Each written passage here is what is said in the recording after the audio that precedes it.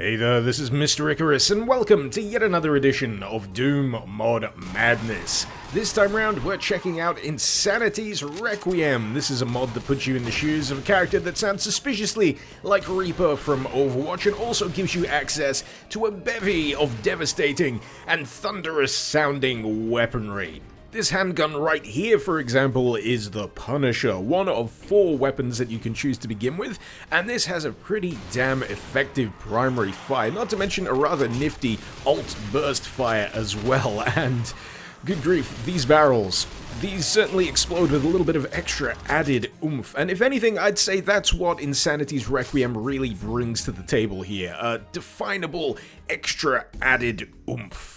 The assault rifle here is also rather damn satisfying to fire, especially in its primary full auto mode, but if you need a little bit more accuracy, you can switch it over to its alt fire mode, which is semi-automatic, allows you to plink away a little bit more effectively at enemies in the distance, and yeah, it's rather restrained, all things considered. I'm used to alt fires on most weapons being completely wacky and out there, these unexpected additions, but everything here in Insanity's Requiem up to a point is pretty damn functional, makes sense for the weapon in hand, especially when it comes down to picking the right mode for the right situation. Speaking of situations, you'll notice that a lot of the monsters here aren't the usual sort. We are in fact dealing with the extended bestiary here in Insanity's Requiem, and to that effect, I'm rather happy with the health bar that pops up every now and again at the top of the screen when I focus my aim on certain enemies, and that's for 2 reasons. Firstly, it tells me how much damage I'm actually dealing with certain weapons against certain enemies, and it also tells me the name of the enemies that I'm up against, because one thing I've always found a little problematic about mods that use the extended bestiary is I don't know what the actual goddamn names for most of these things actually are, so yeah, very much a plus point for me on that front. Now this weapon right here is the assault shotgun, and you'd be forgiven for thinking that it was just an alternative mode for the assault rifle that I was using earlier, but no, these are apparently 2 different guns. It's just that they share the exact same weapon model at this particular point, which can be a little confusing, but ultimately the effect of these 2 weapons is very different, as you can see. I think I love this weapon. I love the auto shotgun mode of it. I love the focus fire semi-auto mode of it. Much like the other weapons that I've used so far, it's just tremendously satisfying to use. And that really is a common thread throughout the weaponry here in the armory, minus maybe 1 or 2, but we'll get to those weapons eventually. Now you may be thinking, what with all of this super effective firepower at my disposal, that this mod runs the risk of making me feel a tad overpowered, and I could see why you'd think that, because, let's face it, I'm tearing through the enemies with these weapons here. They're dropping like flies, but you also gotta take note of the health bar in the lower left-hand corner there. If you don't take out those enemies in a timely fashion, they can really plink that health away from you and lead to a swift death if you're not playing the situation carefully. And that's where using the alt fires and modes of the various weapons here is pretty much vital, because the extended bestiary can punish you for any missteps and any mistakes. One such mistake I repeated on a frequent basis here in Insanity's Requiem was not paying enough attention to the reload system here. It is a manual reload, and another quirk of the system is that any bullets that you haven't shot by the time you hit that reload button, they're gone.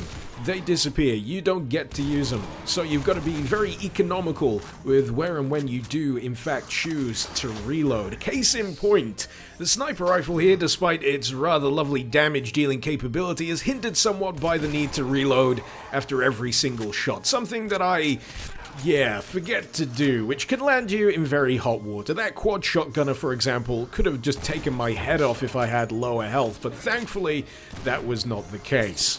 So yeah, situationally not the best weapon to be using, especially against some of the stranger enemy varieties that you'll spot here in Insanity's Requiem. I'm not sure if this is a common thing amongst the extended bestiary, but the black wisp that you may have spotted here is actually a product of killing the Soul Keeper enemy, which releases, well, its soul, basically, to chase you down, can be very hard to spot and will ambush you every now and again. A rather interesting addition that most certainly keeps you on your toes till you figure out where exactly it is, especially in more open areas such as this.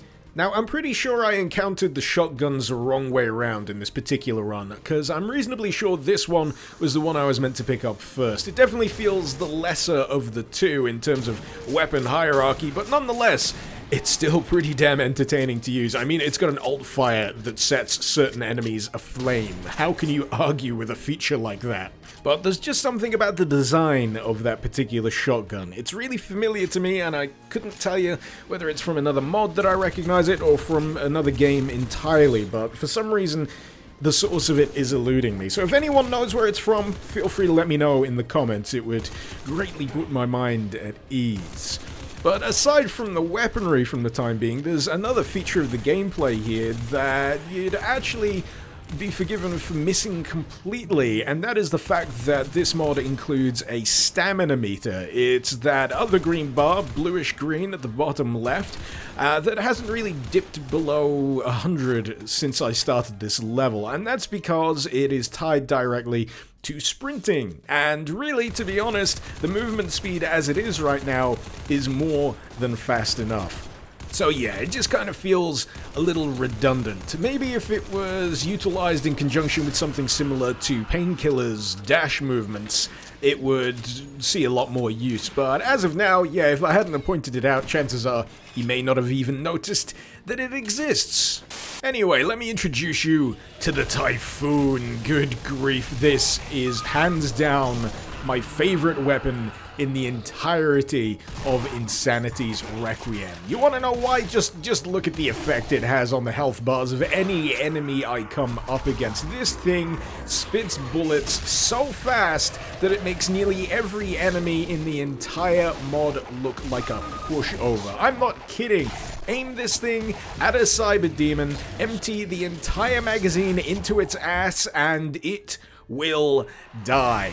Now sure, it may seem a tad bit of an overkill weapon, but trust me, it is necessary, especially in this particular map pack, and especially on this particular difficulty. I'm playing on hardcore, which this mod assures me is normal, and it still flings a lot of very hefty, very mean demon varieties at you. Couple that with a map pack such as this, which is called Disjunct, and you're gonna get, on occasion, slaughter levels of enemies coming your way. And conventional weapons, at least in the regard of this mod, don't always make the grade, and that is most assuredly where this weapon comes in handy.